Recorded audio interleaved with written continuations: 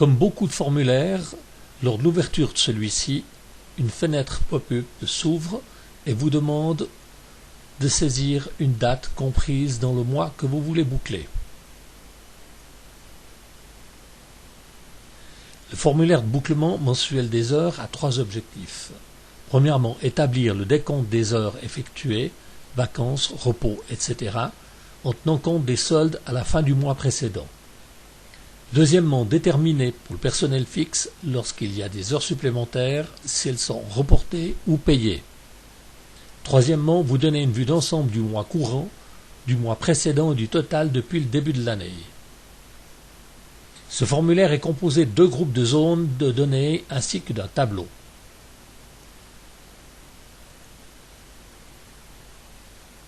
Le premier groupe à gauche vous indique les données pour le mois en cours et le mois précédent. Le deuxième groupe vous indique le cumul depuis le début de l'année.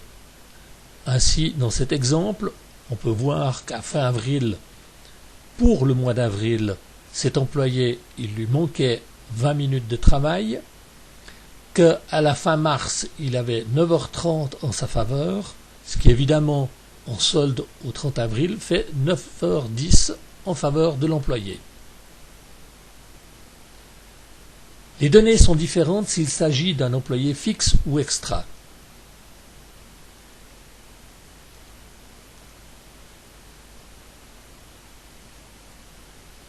Dans ce cas, seules les heures travaillées, les absences et les dimanches de congé sont visibles. Le tableau contient les employés existants pour le mois sélectionné. Pour sélectionner un employé, cliquez sur le bouton « Employé », puis sélectionnez-le dans la liste déroulante. Ou bien vous pouvez aller également sous « Fichier », choisir un employé, ou en pressant sur les touches CTRL+A. On peut voir que dans les boutons qu'il y a en bas, il y a un bouton provisoire, ça nous permet de clôturer le mois provisoirement, et un bouton définitif qui nous permet de clôturer définitivement le mois. Pourquoi ces 2 types de clôture? Parce que supposons que vous clôturez le mois d'avril et vous êtes au mois de mai, vous avez fait le mois de mai et il y a une correction à faire sur le mois d'avril, ça vous donne la possibilité d'aller la corriger. Les corrections que vous aurez faites sur le mois d'avril vont se reporter sur le mois de mai en ce qui concerne les soldes. Par contre, il faut bien un moment où il faut clôturer définitivement parce que la sécurité des données est mise en péril. Vous avez un 3e bouton qui indique « Payer ».